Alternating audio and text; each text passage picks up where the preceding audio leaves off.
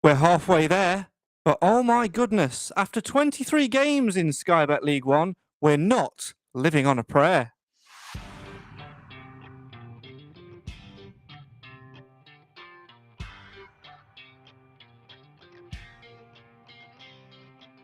It's been a superb start to 2025 with two back-to-back victories. 6 points, which take us even closer to our target of staying in Sky Bet League One, which, when you look at the league table halfway through the season, is perhaps a little under-ambitious, is it?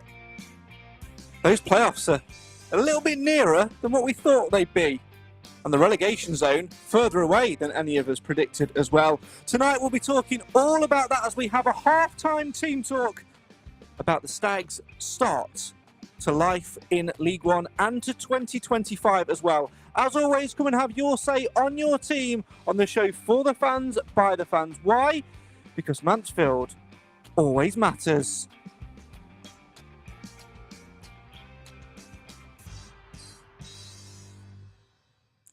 Hello, good evening and welcome to the show for the fans, by the fans. This is the Mansfield Matters Podcast. Great to have you with us for the first time in 2025, and what a start it has been to the new year with two back-to-back wins. Bolton on New Year's Day and then Stockport yet again on Saturday. The Stags really have started well and are really getting closer to that objective of staying in the league. However, there are certain questions which are now sort of starting to creep up at the halfway point. Are we being a little bit under-ambitious? Could we push on, maybe, and have a playoff charge? Who knows what's around the corner? Who will stay? Who will go with the transfer window firmly open? All questions we will try and answer and discuss tonight here on the show. As always, we want you to have your say on your team. So if you're watching the live version of this, the live feed, then feel free to get involved in the comments throughout the show. Joining me to discuss all things halfway points and 2025 and everything in between, let's say hello and good evening to my three fellow Mansfield Town supporters and two fellow Mansfield Town friends. Good evening and welcome to Mr. Alan Wilson. Evening, Al. Good evening, Craig. Good evening, everybody. Good evening and welcome to my second friend, Mr. Clive Parkin. Evening, Clive. Hiya, Craig. Hello, everybody. And good evening to the man who has managed to survive another year without being cut off my Christmas card list. It's Cam Felton. Hello. Evening. You're rotten. Listen, you've not been on for a bit. It's a new year, and I've got to continue. My New Year's resolution is to be even harsher to you. So, you know, Fair. I've got to give the public what they want. All right, got to give the public what they want. Right, let's delve straight into it, shall we? It's been a great start to 2025. Alan, is this what you wished for when the clock struck midnight on New Year's Eve when you did your traditional New Year's wish for 6 points to start off with? Was that what you went for? It couldn't really have gone any better, could it, to be fair? We've got, a few players back from injury. We've got two lads on the goal scoring hunt again, and everything's looking quite rosy.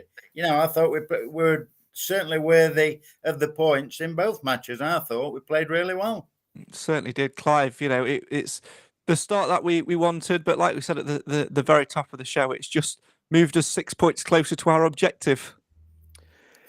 Yeah, I'm one of those people that's reluctant to get too excited about the prospects of going up. I'm really concerned about staying in this league at the moment. But given a few more games like we've had, I don't know what I'll feel like. I tell you what does make me reflect on those 5 games where we didn't gain a point, but played really well. If we'd have got 6 points out of there from somewhere, where would we have been in the league? It's absolutely frightening. Cam, I was on a Wigan podcast earlier today, sort of previewing Saturday's FA Cup game, and the one question he asked me was, "Are you overachieving? Are you underachieving? Are you hoping that we might go and reach the playoffs?" And my answer was a very firm no. It's all about staying in this division, but there's a percentage of fans, albeit probably a very small percentage, that are perhaps looking to finish this season, go into the second half of the season, matching the first. Because if we do match the points tally in the first half of the season, then we could be on for at least the playoffs, could we not? Which camp are you in? Camp survival or camp sod it? Let's go for it. It's a really difficult one because you look at the start that we've had, and up until the middle of October, you were thinking like we were sat in third towards the end of October. It's very impressive, and obviously, if we didn't go on that bad run, like Clive said, if we'd have picked up a couple of points here and there, won games that we probably should have done, obviously not bottled games, get certain players getting sent off at Bolton away and throwing the game for us. And Do you want me to ring Nick just so we can have a go back at you now? Okay. No, it's fine. It is really an interesting one because you just look, if you can repeat that, it really does make an interesting next couple of months. And you've also got to look this way.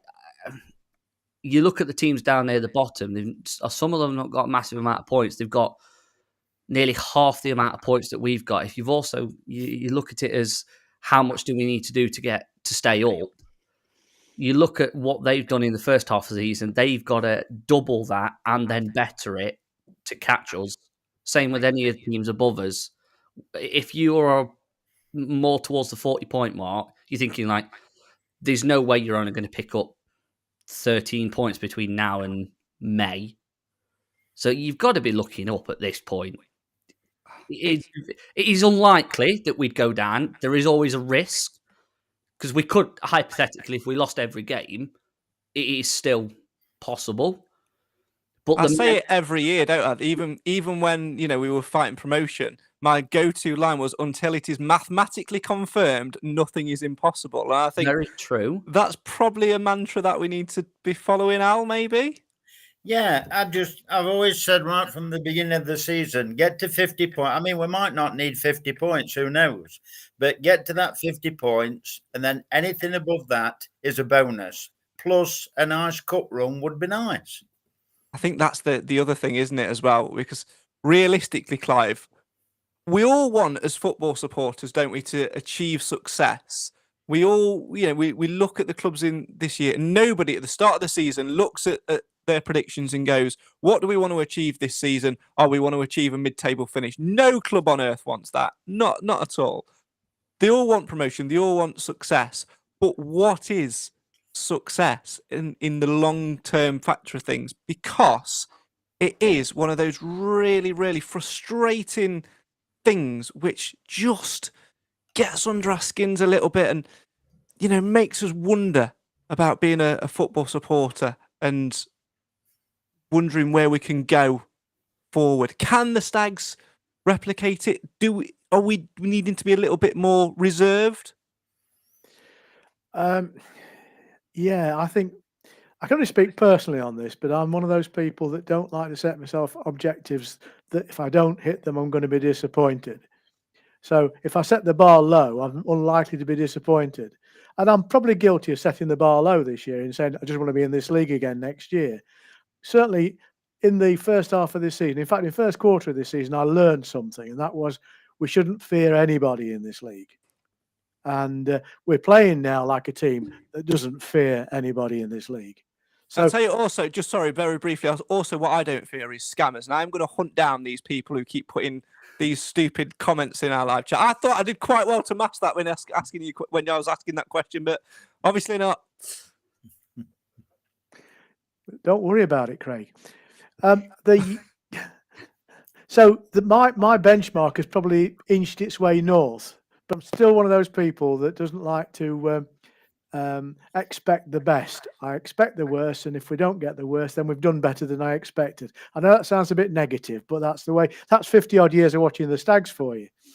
I think it comes, Cam, from maybe being burnt in the past and looking at what other clubs have done, because there's no denying the football we're playing this season is fantastic and it is playoff worthy.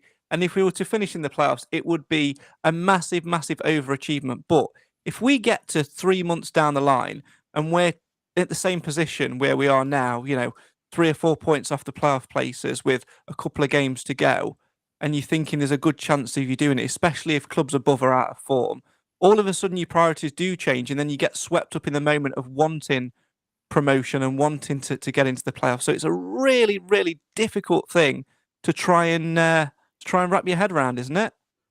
I think what hasn't helped us is the fact that we have had such a good start to the season. You look at the teams around us. We shouldn't be competing with some of these teams around us, and even look at the games that we've played this season. I think the only team that have particularly played us off the park was probably Lincoln, and we had a very off day there.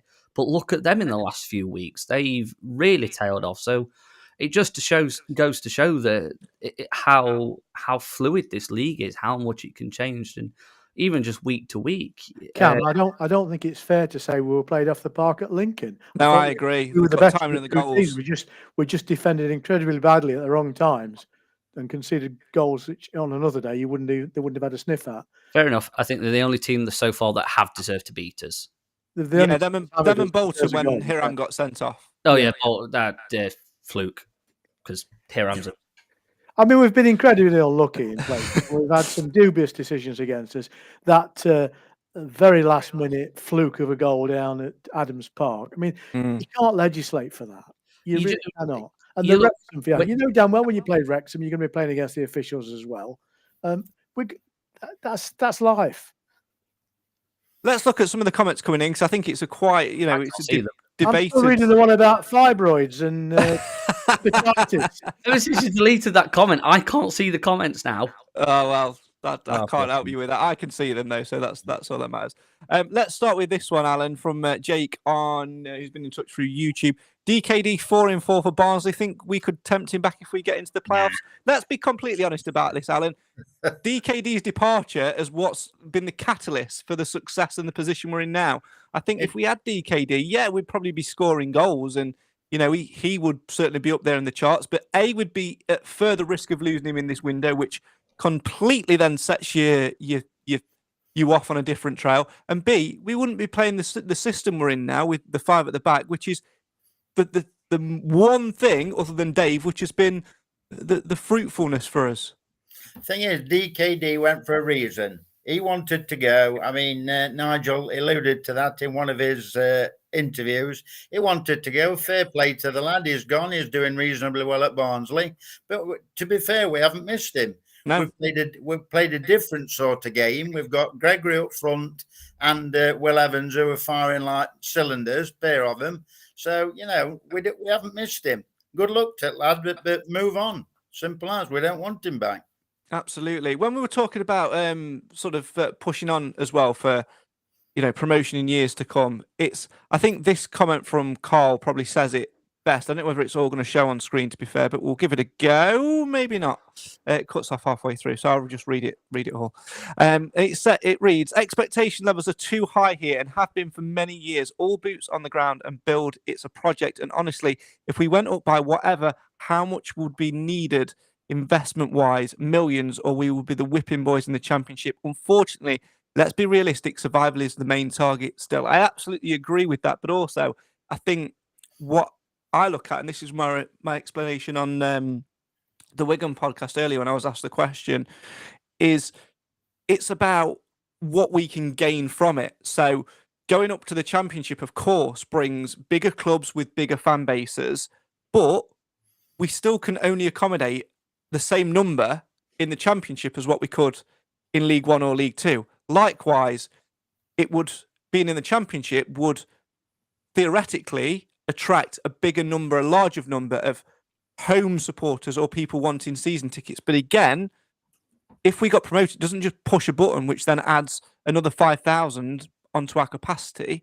We'd still have the same number. So there would be no financial incentive for us to go up in terms of match day revenue, etc., and all the things come with it. Until, Clive, we get a structure in place ground-wise where we can accommodate more fans. The Bishop Street stand would do that to a degree, but I don't think it would do it to the degree where we could facilitate it long-term. It would be almost like a pre-season or a loan stopgap, if you like. What we need to do is get that done first and then look to build a squad which can push towards the playoffs and consolidate, top 10, top 6 finishers, whilst in the meantime, on the pitch, doing that off the pitch, looking at filling in the corners and adding even more capacity to us, because in order to progress up the levels, we need to have as much options available to us in terms of increasing that fan base, because otherwise we might as well just stay at this level because we're still going to get the same numbers. Does that make sense? Yeah, it does make sense. Having said that, you can operate in championship level with a much smaller fan base. Burton is evidence of that. But I think Mansfield's growth in popularity is exemplified by the fact we've hardly got any seats available now for the home fans. And obviously, the number of away fans is outside our control, but we are limited there because if some of the clubs wanted to, we could accommodate and they'd bring 2 or 3 times as many fans with them. We're not going to remedy that overnight. Bishop Street will add, I don't know, 1,000 on, something like that next year. And that'll certainly, if we're in this league, that'll certainly take the pressure off at this level. Excuse me. I think if we are going to be successful and the club sticks to its outline, which is to be in the championship at some point, then the ground is still under-equipped for it. The existing stadium hasn't got the capacity. The only place we can see any opportunity for simplified growth is in the corners. Certainly that seems to be the view of our steel erector. But we've got... I've heard him called worse. Listen, if you want an erection, see Sid. Well, that's on his letterhead. Come to Sid for an erection. He did actually say in his first interview, when he did it with Steve-O, taking you all around what they've done, that it would be quite easy to fill in the corners. It would be an easier project. Would it? Making is it is a very much a steel work job in the corners, whereas what's been discovered in Bishop Street is it's far from ill-equipped for any real development there. The ground itself is badly prepared and badly in need of underpinning, which they've had to do. It's only a couple of yards deep in terms of capacity anyway. Yeah. So whatever you spend on it, you're never going to get a huge return on it. So he's right. That's where it's got to be. The reality is if we'd been owned by a different chairman when the ground was developed, it wouldn't be in the shape it's in now. To be in a much better position for further development. But it is what it is. It's where it's at. It's what we've got to work with. It hasn't been a problem until pretty much this year or the second half of last year. It's a nice problem to have. It doesn't seem that long ago that you'd turn up and our crowd started with a number 3. Yeah. Or 2. Yeah. Well, I remember those days. I mean, COVID helped us to spring back, I'm sure, because people wanted to see live football again. But then it coincided with us with some progress. Yeah. And that progress has been sustained. And that's the critical thing, when people came back and put bums on seats, they were offered an entertainment package. They were offered something entertaining, which enticed them back week by week. And we've reached the point where we've maximized the number of new people we can bring. And now we are starting to see, people wanting to get tickets but can't get tickets, which means they go elsewhere, which means now we're losing potential for new people. And also, on the back of that, Alan, that it does sort of go hand in hand. Going back to on the pitch at the minute, say, for example, we were to repeat the success that we've had in the first 23 games and for some way, shape or form, get up through the playoffs and into the championship, what we then need to do is we need to look at our playing squad and go, right, this playing squad 2 years ago was majorly in League Two. We need to invest in players. There will be contract clauses in place. And all of a sudden, budgets for players and for wages are 20, 30, 35% higher than what they were 2 years ago. Where at the same time, in this hand, you've got the same number, the same volume of income coming through your main income streams, which is your season ticket sales, your shirt sales, etc., etc. So the scales are being out-tipped again, aren't they? So we have to think about it in that logical way as well. We can have this sustained success, but we've not got the millions of the Hollywood stars or the American owners or whatever to keep putting into this. There's only so far we can go before we have to look at other ways of getting revenue in, which we are doing, but it's a longer process. Yeah, and to a certain point, I agree with what Carl said and also what Maurice said in the comments. Let's build.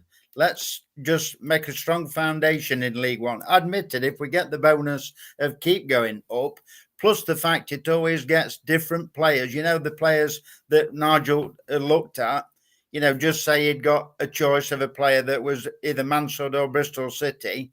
Now, I'm only using Bristol City as an example. I mean, they might just think to themselves, well, Mansfield, they're really going places. They're doing well here. So, I might think of going to Mansfield instead of going somewhere else. And it could attract a different kind of player.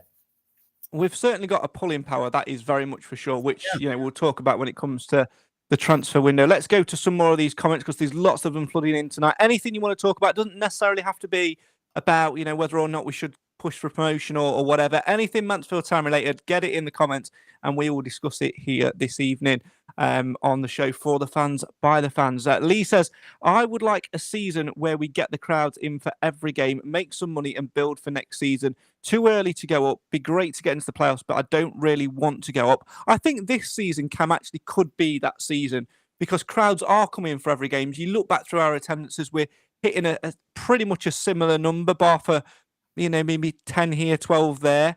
We're playing good football. We're enticing people. People are talking about us, not just from the town, but from the wider media as well.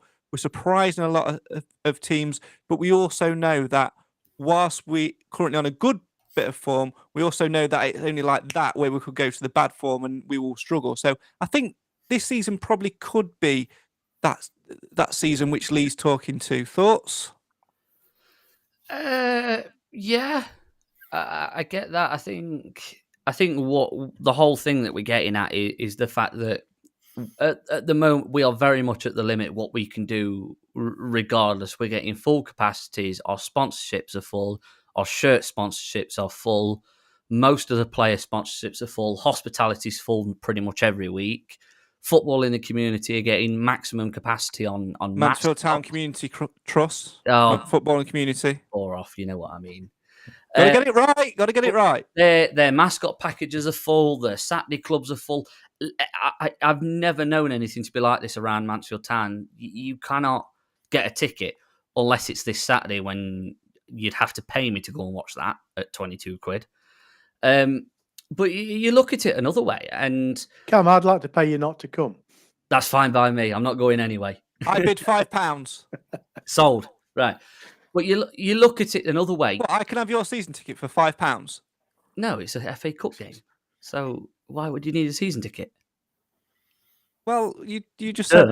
Clive just said I'd pay you not to come. So yeah, I thought he meant generally. He meant generally, right? No. Anyway. For the Wigwam game. Okay. In which case, I will withdraw my £5.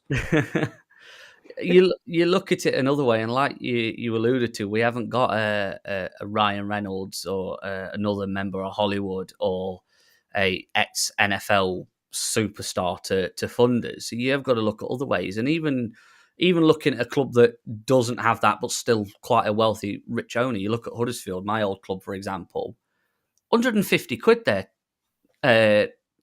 Hospitality packages. I think the cheapest is 100 quid.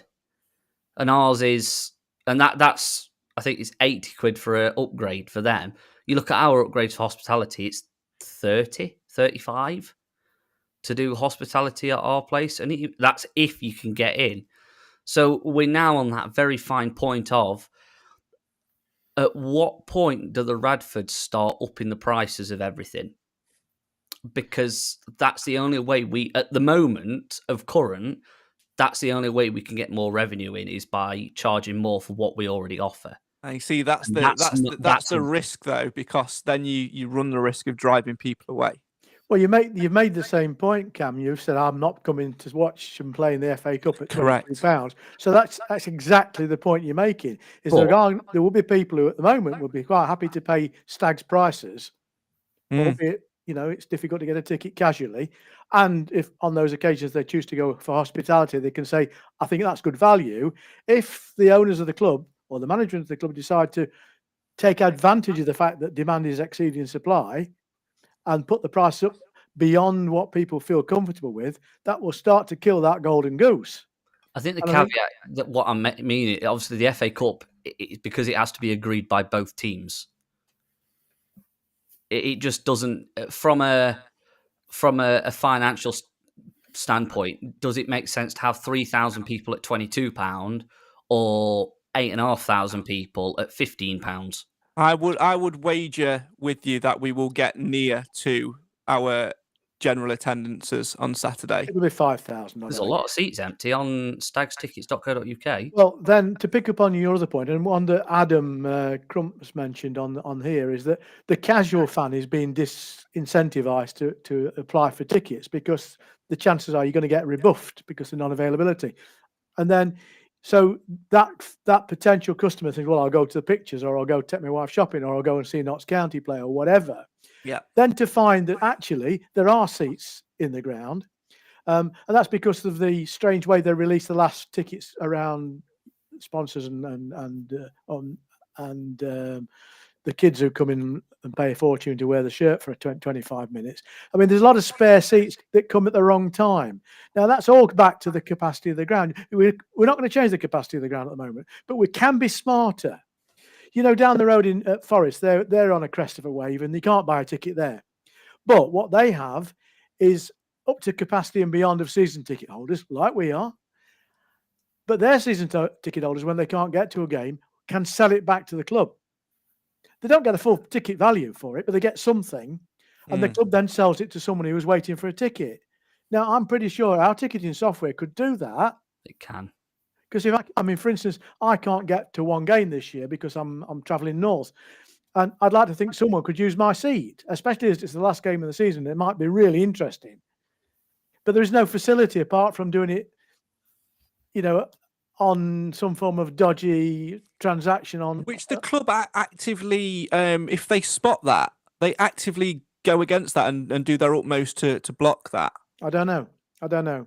But the reality is it's in everybody's interest to get every seat filled, because even if they don't get the full amount for it, and there's no reason why they shouldn't, by the way, they've got a customer in the ground who will buy a sausage roll or whatever else while they're there. That's me. Yeah. So, you know, it is.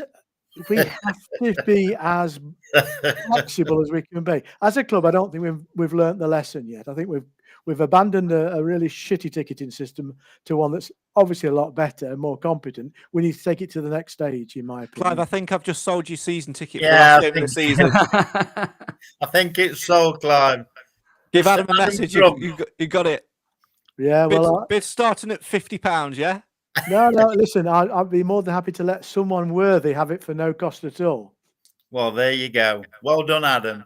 Feel like there was a hidden. There's a butt in there somewhere, but we'll leave that for now. Right. Let's go back to some of the comments. Just going back, carrying on that. We're talking about it. Go on. At the fans forum, didn't they say that? I think it was Alex Sheriff that said it, that there is the that the ticketing system can do that, but it's just working out the finer details. And right, I'll break that down for you, shall I?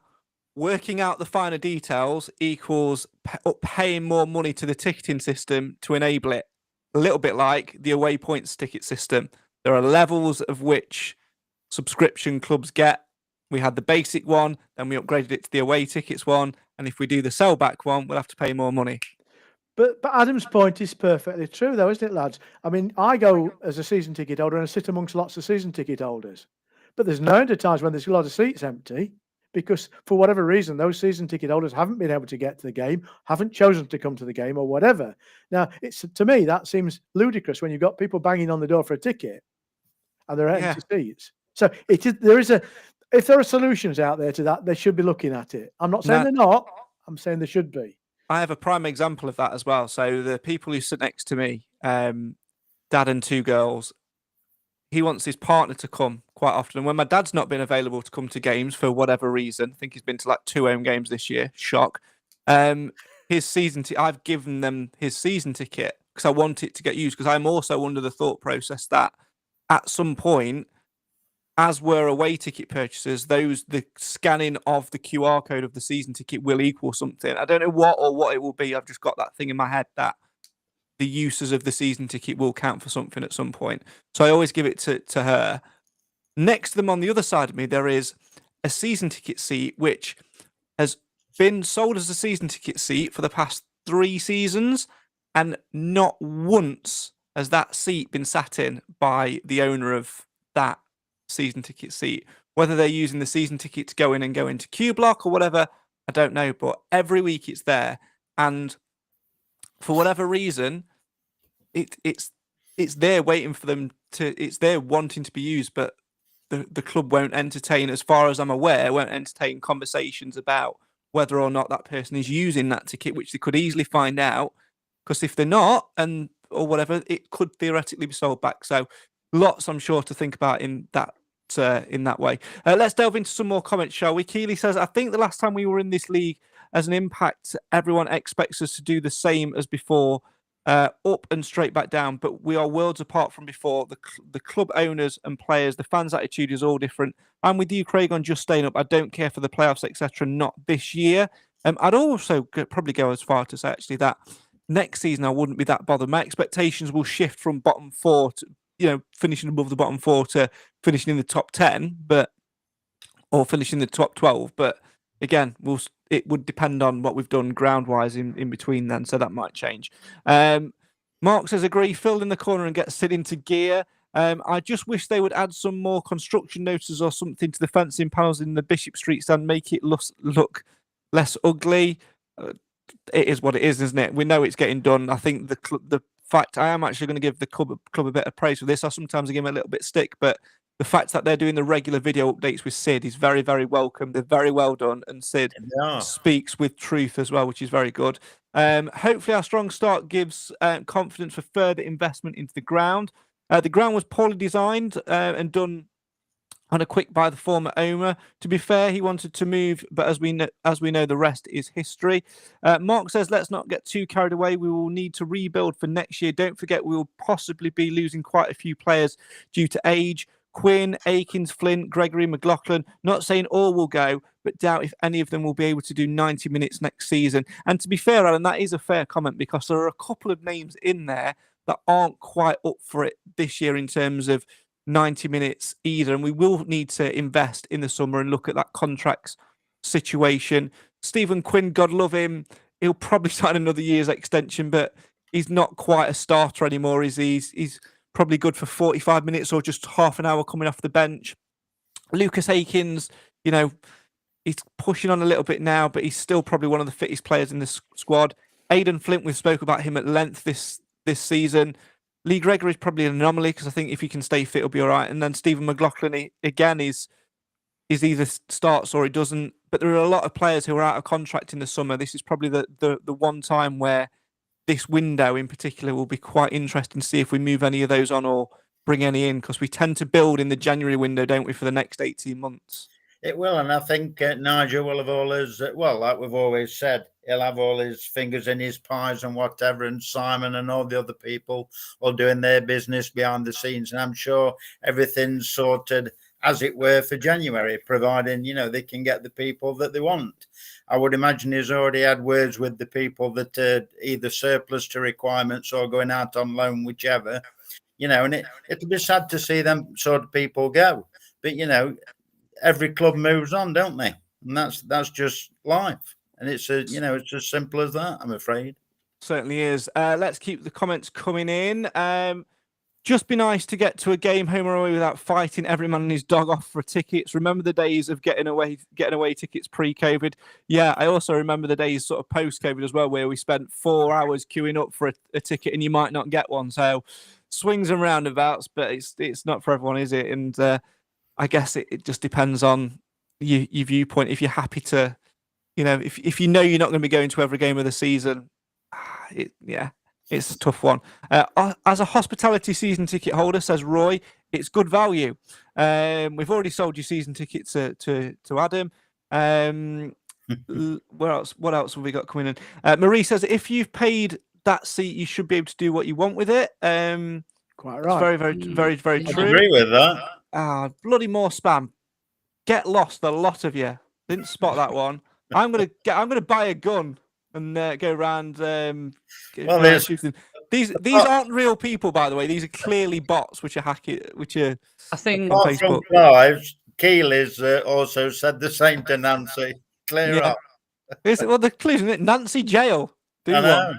I think the only slight caveat to the whole "it's your seat, you can do what you like you said, there is a season ticket near you that's never really used.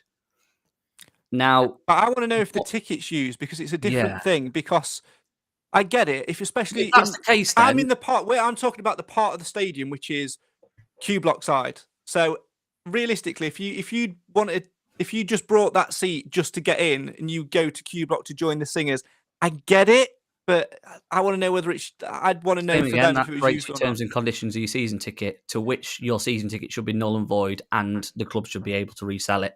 What is it Alan Wilson says in his script at the start of every game?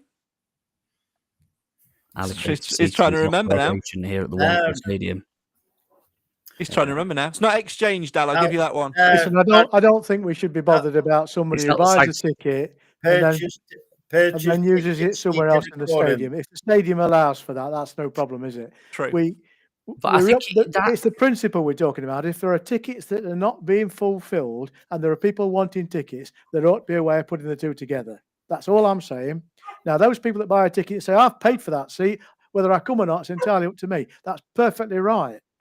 And if someone says, I've paid for that ticket and I can find a way into Q block because that's where I want to be with my mates, fine. It's the Adam, principle, don't do that. I'm on about. Don't do that to me in the comments, Adam. I can't be doing with that. I want to get that ticket sold to my mate's missus because she brings sweets. I can't have that on my conscience now. If it is a seat that's been brought in memory of a lost supporter, I can't have that. Clive, don't sell your season ticket to him. That's it. Give it to someone else. But let's move on. Yes, let's because there is something else that I want to talk about in terms of this progression, and it's twofold really, and it is the fact that the transfer window is open. We are looking to potentially build for the future, Alan, but that future, there's a big question about it, and we've skirted around it a little bit, but I think now, given the crux of the conversations which we've had so far tonight, it's time to talk about it. What does the future lie for Nigel Clough? Because it's all well and good saying that we want to build a squad and we want to go forward, but the real reason we are where we are, and the real reason we are having these conversations about looking to push forward as a club, as an infrastructure, it boils down to one man and one man only, and that is Nigel Clough.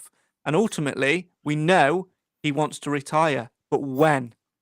The good thing about that, in my opinion, it's only my opinion, is Nigel will do exactly as he pleases. If he wants to go for another couple of years, depending on how the results are going, he'll go for another couple of years. I'm sure at the end of the season, he'll sit down with John and Carolyn and discuss whatever he wants to discuss with them. But at the end of the day, it's entirely up to Nigel how long he wants to stay, whether it's 3, 4, 1 year.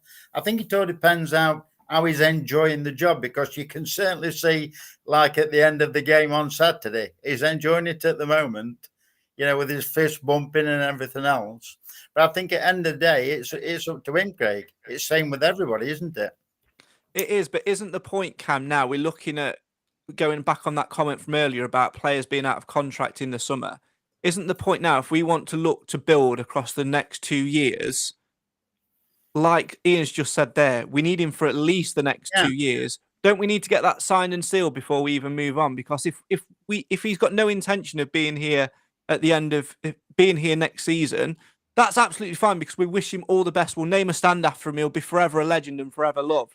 But surely we need to be preparing for that and thinking about how we go forward. Because if a player comes at the moment, one of the biggest draws is working for Nigel Clough. No point in them uprooting their lives and coming to Mansfield if he's not going to be here this time next season.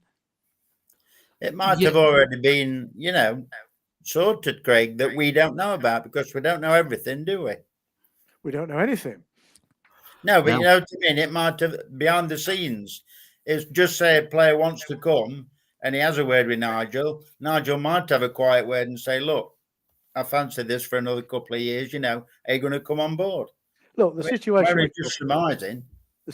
with Nigel Clough is very simple. Nigel Clough will continue to be manager of Mansfield Town Football Club while ever it keeps him happy. Yeah. And at the moment, he's a happy manager. You can see it in his body language and everything he says. His interviews are all, the monkey is off his back. Last year saw to that. And I think it's given him it's charged his batteries up a bit. Yeah, new lease. I think the likelihood of him dropping off at the end of this season is very unlikely now. Whereas it might not have been, and if we'd been having a rubbish season and a continuation of rampant injuries and other things, I think he would have a slightly different attitude, and I wouldn't blame him for that. But I don't think it's a short-term problem. But I do think the club, if it hasn't done, ought to have a succession plan in place. Because what football clubs do badly, and we've done it incredibly badly over the years, is we reacted to situations that have presented themselves rather than preempt. Yeah. And the thing about we're not going to lose Nigel in the way we've lost some other managers because of performance or relationships fracturing. I think therefore you can stand back and say, well, okay, Nigel, it's up to you when you go, but we need to be thinking about how we replace you when the time comes. Do we do it from within? Do we do it from without? Those are the questions. I think he'll want to do Burton. I said that last week. What do you mean? As in, go back up to the try and get us to the champ? As in, do exactly what he, did at Burton.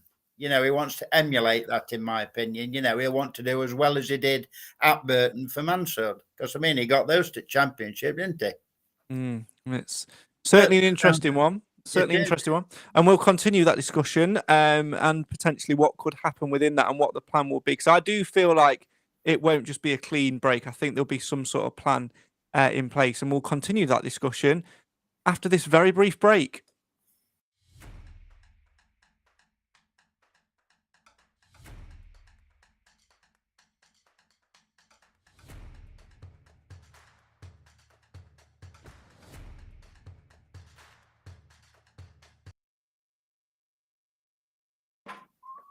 You're back with the show for the fans, by the fans. Why? Because Mansfield always matters. Thanks so much for joining us this evening. We're still talking then about the future of the club. Obviously, 23 games into the Sky Bet League One season, the half-time point, if you like, and the Stags over-exceeded expectation, I think is probably fair to say. And we were talking before the break about what could happen next. Cam, for me, I think there is a bit of a plan potentially in place. And that plan works with potentially looking at within, because we're talking about Nigel Clough retiring, but I get the feeling that it's just Nigel that wants to retire. He wants to spend more time with his wife, or his wife wants him to spend more time with her, whatever it may be. And I know that he's not put any time frame whatsoever on what's left in his career. I think the comments about when he's ready, he will say he's ready there. But I also don't think that it should be a clean break if it were to happen. I think we have to transition within the club. Have we got a future manager waiting in the wings? Because when Nigel goes, I don't think his staff will join him in going. So I think that infrastructure will be in place. I think he'll probably maybe move up to a director of football role where he's not involved as much, and somebody else move up. And that somebody else, Cam, the person I'm thinking of, shares a hair colour with us and speaks with a little bit of an accent. I think maybe that's reaching a little bit too far. I think it very much. I think that man would have to call it quits at the end of this season, spend a couple of years in our academy, spend a couple of years as a first team coach. And get that. I mean, then again, he has 100% managerial record. So the Ginger Messiah maybe is not too far off. And just the fact that the one game there where he manages the team was against the dirty ones from up the 617 really does help. But it is an interesting one. I'd absolutely love it. I think most fans would love it. I think Mr. Quinn Senior would also love it. I just think there's definitely ways around it if it was to happen in the future. Maybe Garns took it on as Quinny as his number 2, maybe.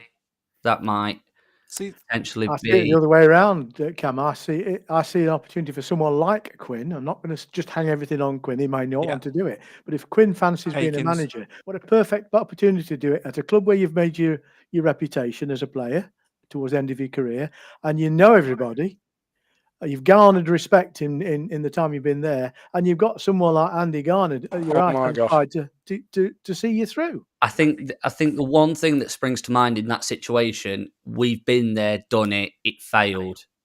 It made us as a club, or at least our league existence. I'm going to completely disagree, because we have been there and done it and failed, but we haven't been there and done it and failed, because what we're talking about in this situation is a player stepping up with the same support network in place.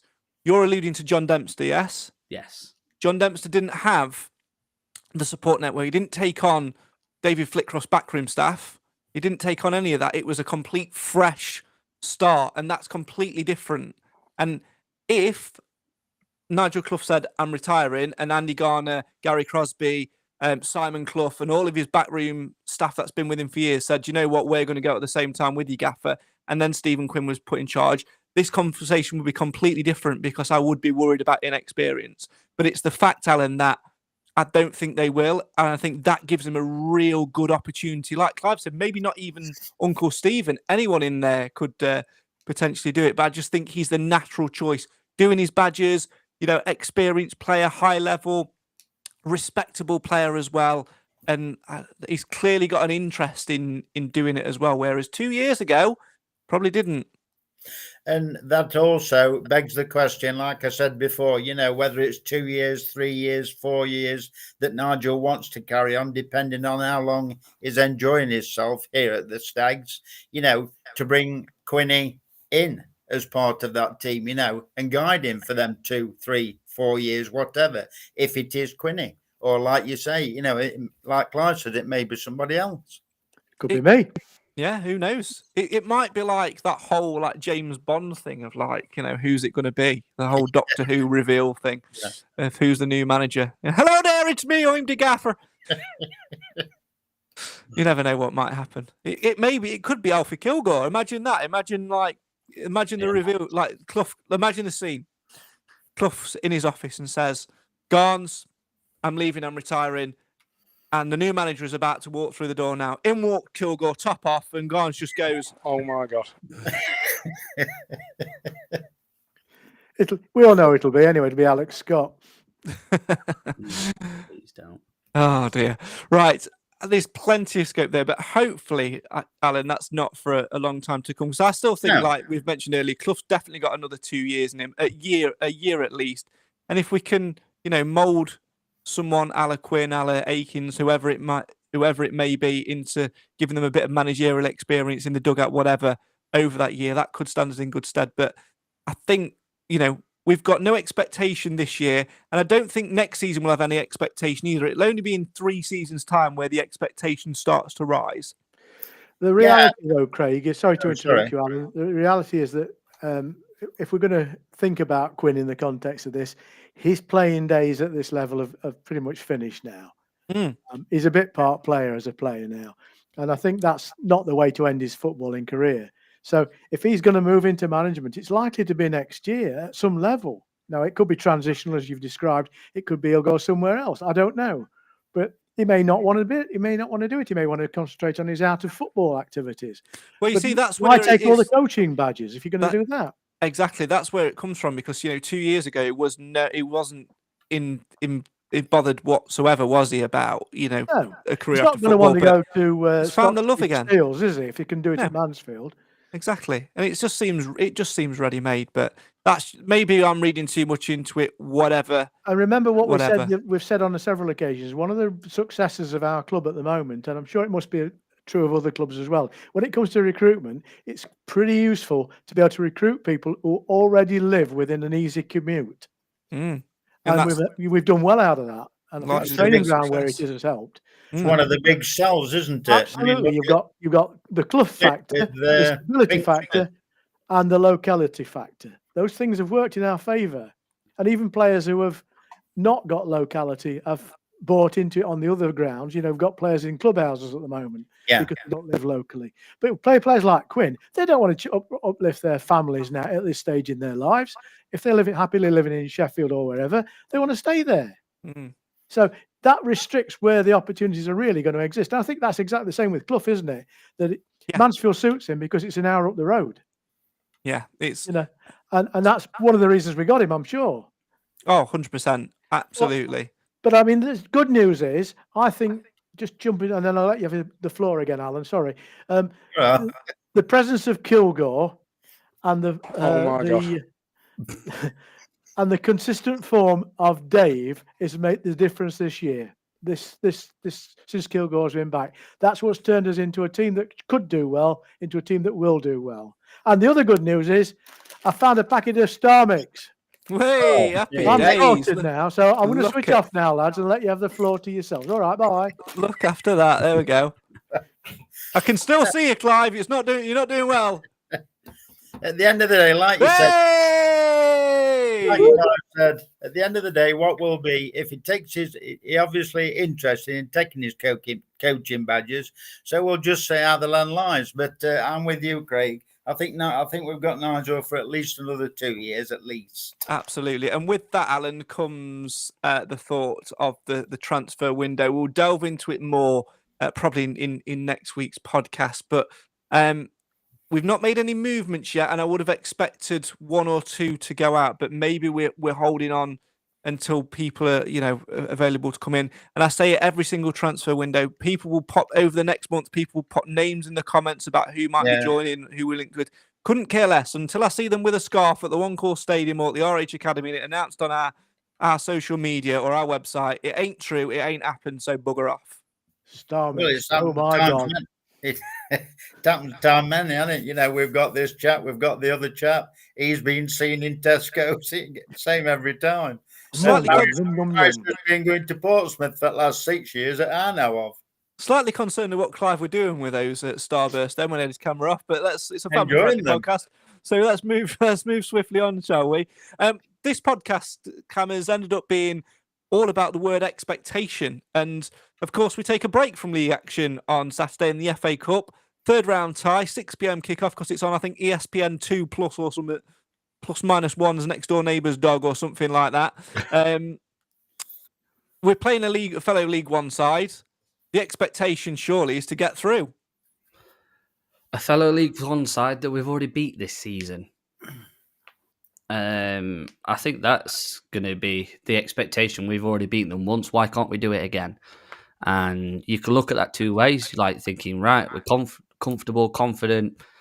Look at the other way. We could have major egg on our face if we fuck it up. You had to swear, didn't you? Because now I have to do it, didn't you? We've managed all the way through without any profanities. It's not fine because when I upload this episode, I have to click a button which says, "Does this episode contain strong language?" And now, because of some absolute Cam Belton, I've got to press the button that says that there's extremely strong language in this. Because you absolute head. Or you could have just edit it out. It's fine. No, don't do editing. It just goes like, I ain't got time to edit. Time to do any of that. You forgot your roots, man. You forgot your roots. I've never edited. What's the point? No. We've got to make sure that we perform. We've already beat them once this season. We didn't look completely out of place against them. We took our chances well when they came, and we've just got to do that again. It comes back to building for the future as well, though, doesn't it, Alan? Because with progressing comes prize money. And if we get into the round 4 draw and we get lucky, we get an away tie at a championship or ideally a Premier League team, money in the bank, ching, ching, ching, put it into more concrete for the Bishop Street stand and off we go into the future.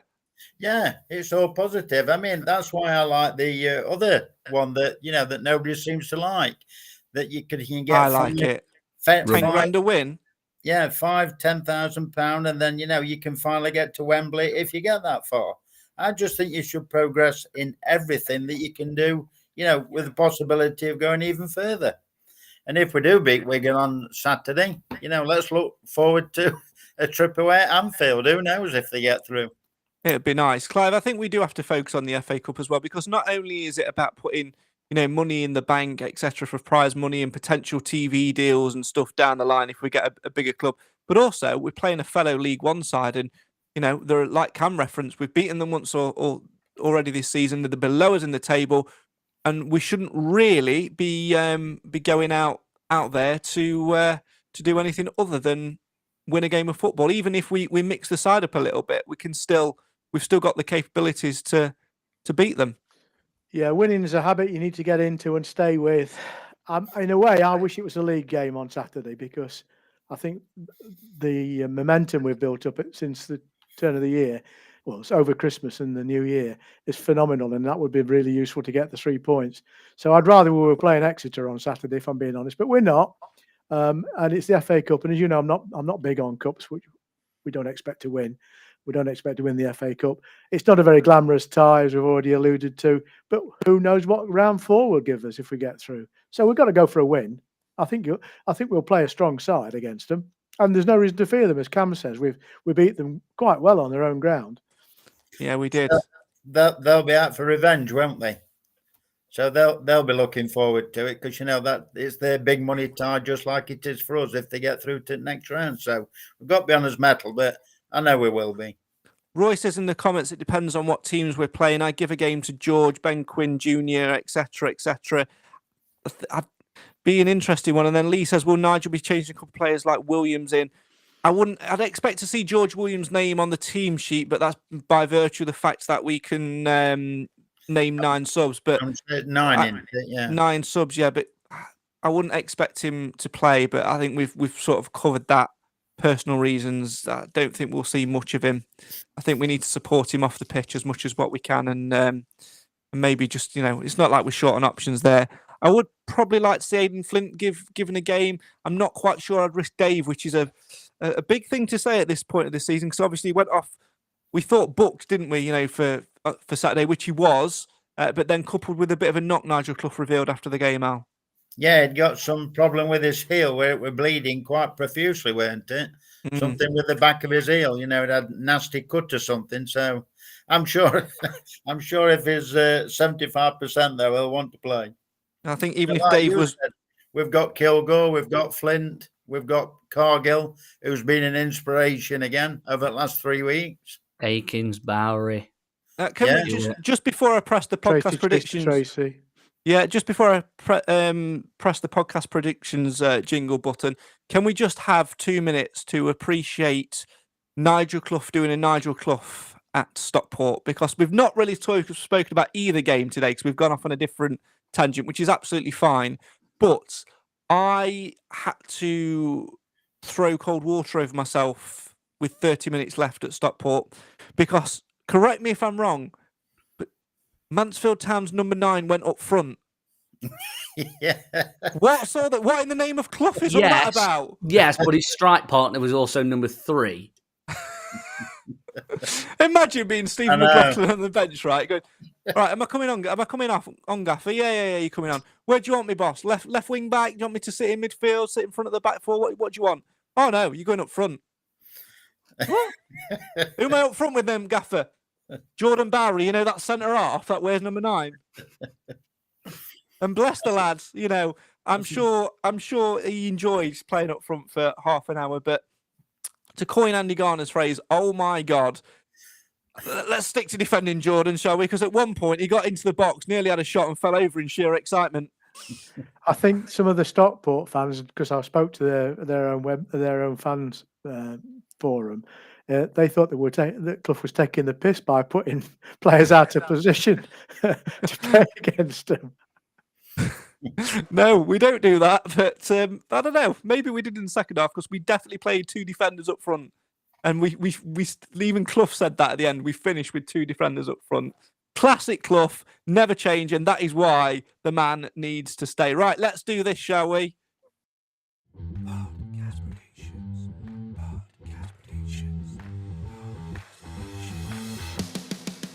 So can you be the master or an embarrassing disaster? In this guessing game, there's a simple aim. It's outguess the rest and be the best. Win, lose or draw. Do you know the score? Who will be your hero to make sure you don't score 0? Yes, it may be fiction, but this is Podcast Predictions.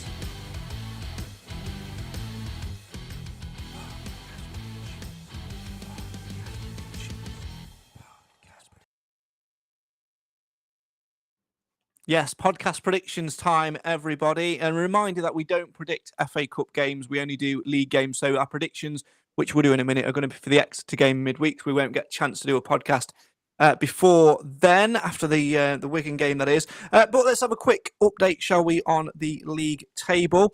Darren Wood is currently the current leader, 272 points. Behind him, 20 points behind in second place is our Clive. And then in third place, it's Steve Nadin on 245. Alan Wilson's then just behind him fourth with 242. Will Pound in fifth on 236. Dan Bauer in sixth on 221. Kathy Holmes in seventh on 220. Ian Brown in eighth on 219. Keeley of Her Game 2 fame in ninth with 215. And our reigning podcast predictions champion, Fathead, is currently in 10th with 210 points to his name. In terms of the Mansfield Matters League, obviously Clive is leading the way with Alan in second.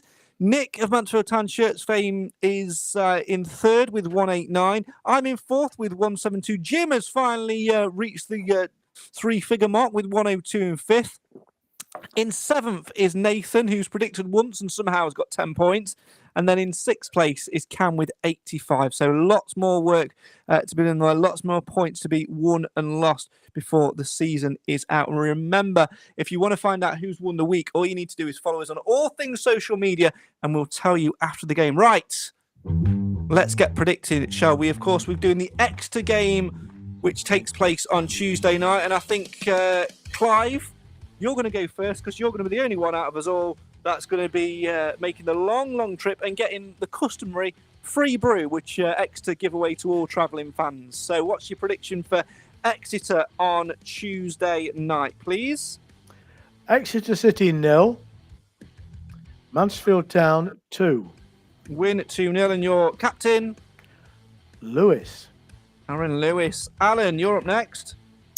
Mansfield 2-1 win. Bailey Cargill. Cam. Mansfield 3-1 win. Captain Christy Pym. Okay.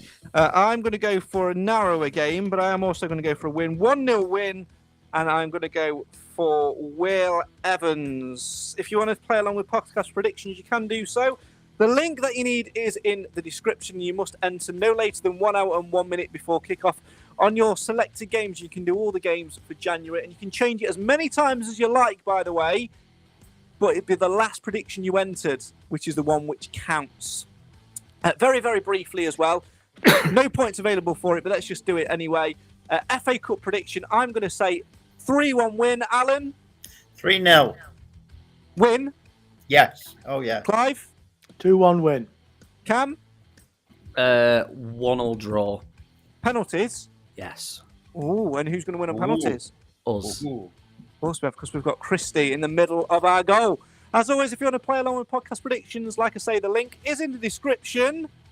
And you must submit your guesses no later than 1 hour than 1 minute before kickoff on your selected game. And a reminder that we don't predict the games that are cup games.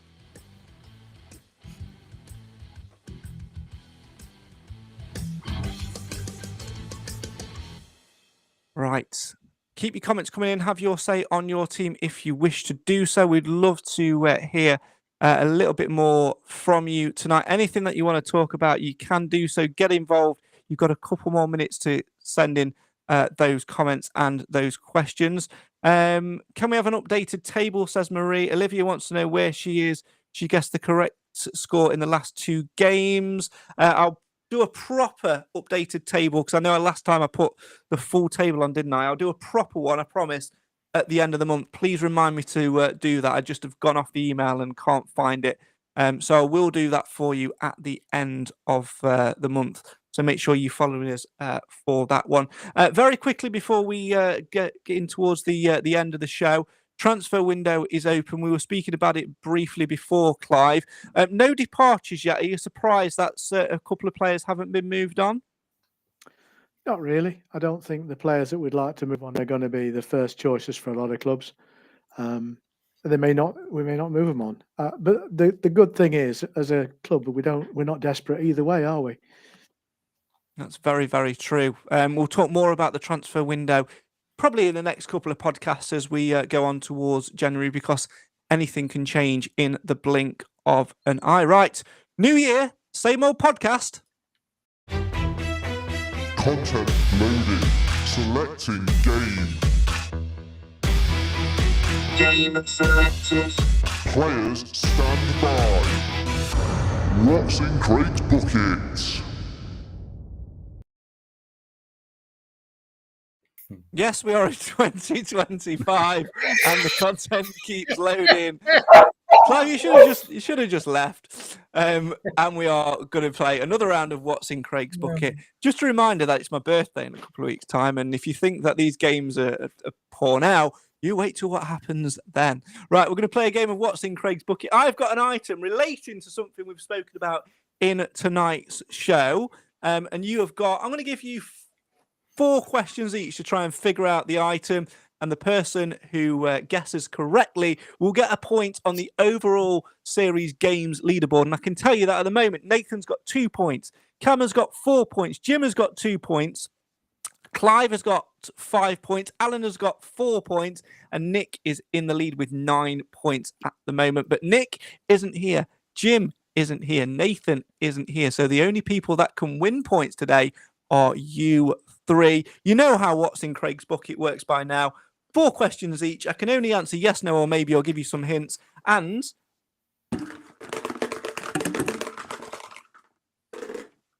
that item is in my bucket. So I'll give you an audible clue. We've spoken about it in tonight's show. The order is going to go like this. Alan, Clive, and Cam. So Alan first, then Clive, then Cam. 4 times round. And then I will ask the question, what's in Craig's bucket? Strap yourselves in, folks. Let's find out what's in Craig's bucket. Alan, kick us off, please. Would you wear it? No. Is it your personal property? Yes. I have several of these. Is it so? Would you use it with a camera? No. Okay. Is it used on a daily basis? Absolutely. In fact, one might say you might use 1 or 2 of these a day, depending on what colour you wanted to use. Is it used for artistic purposes? It can be used for artistic purposes, but that's probably not its primary function. I don't know, because I think I could have a guess, but I don't think it is. No, don't guess. Just keep your question. Why don't you bulk your guess up by asking more questions, which confirms your guess? Would you buy in a stationery shop? Yes. And when you say it's got whichever colour you want, can these things have more than one colour? Some of them can, some of them can't.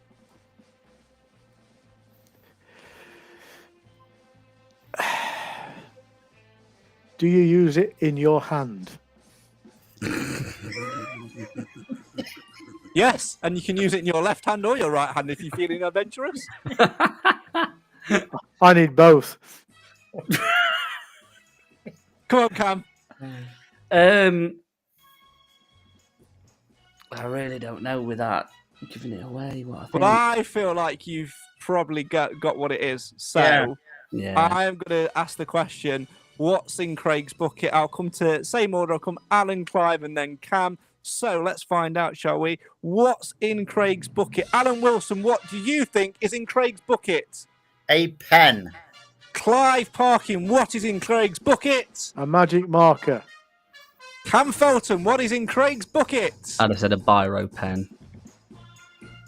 The item in Craig's bucket is a pen. Yeah. Oh God. Technically, it's not a biro, though, is it? So I don't think we should give Cam the point.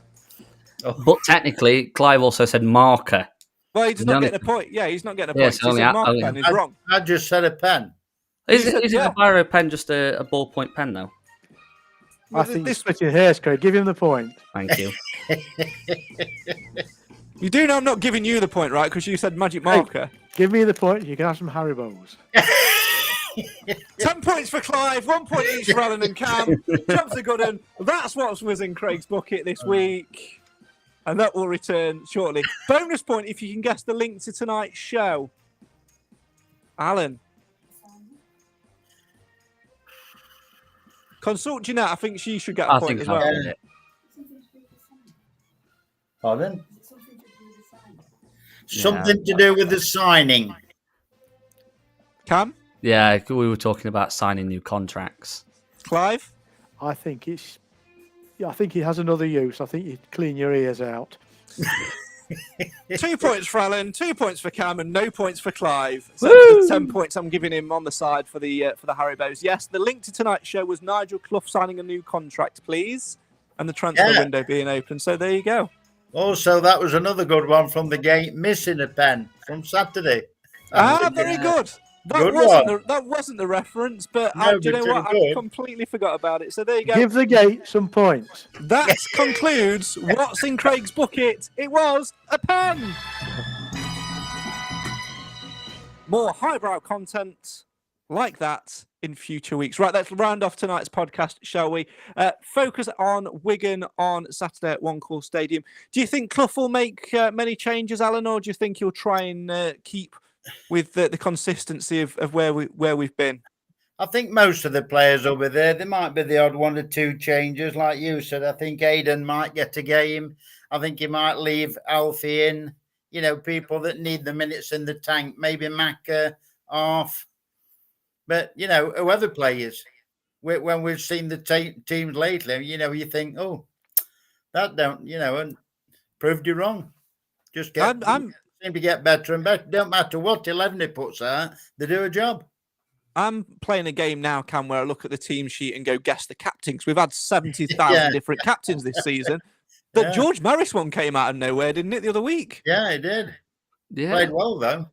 Yeah, he did play well. Yeah, it is interesting. I couldn't pick between them. I think they're all fantastic leaders. I'd probably say my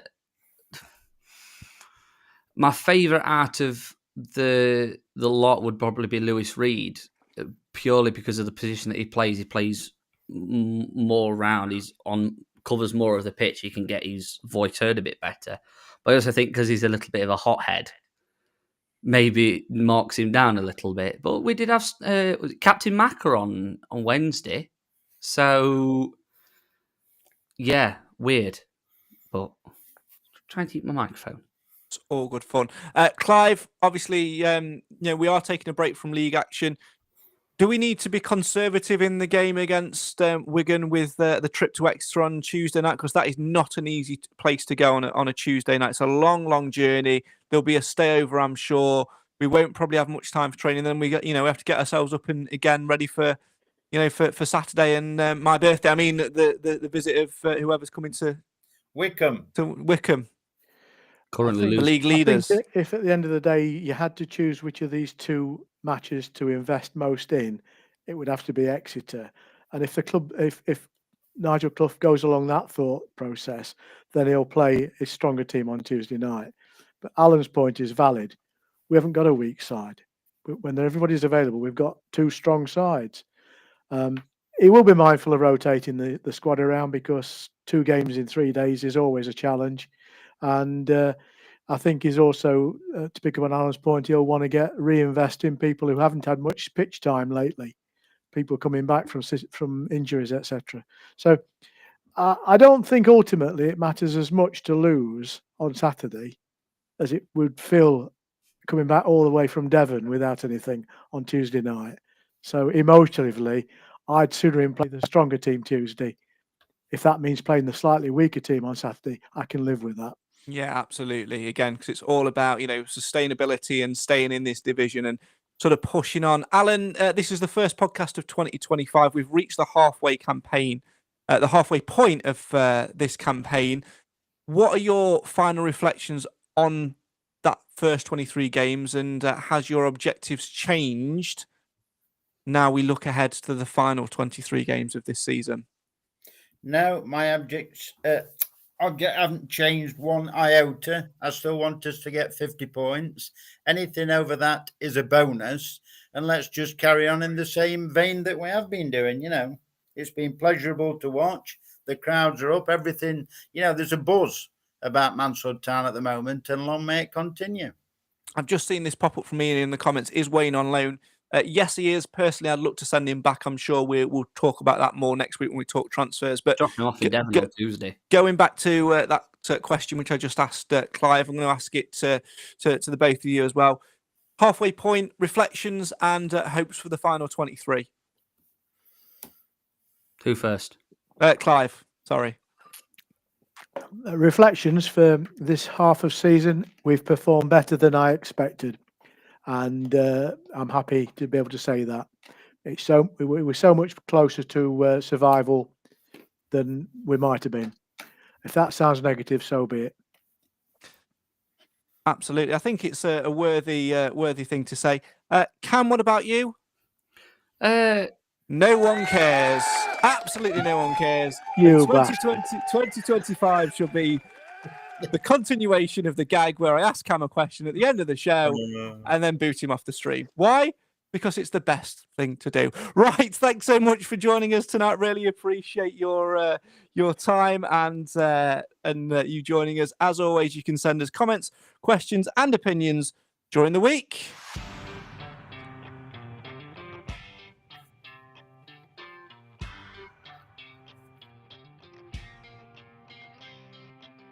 And with that, that's the full-time whistle blown on tonight's podcast. A half-time team talk was had, and I feel like it was a very good discussion as well. My thanks, as always, to the Mansfield Matters podcast panel, which tonight consisted of Alan Wilson, Clive Parkin and his packet of Haribo, and Cam Felton and a cameo from his dog Bruno as well. And of course, you guys at home as well, because without you, this show would be utterly pointless. Keep your comments coming in throughout the week. We're at MTFC Matters on all things social media. And you can email us if you want, mtfcmatters@gmail.com. Don't forget to play along with podcast predictions, but not for the Wigan game, for the Exeter game on Tuesday. And that's all there is to be said. Thanks so much for watching. Thanks so much for listening. And we'll see you again, probably at the same time next week, as we look to push on in our League One campaign and move one step closer to heaven? No, to safety. Good night. Oh my God.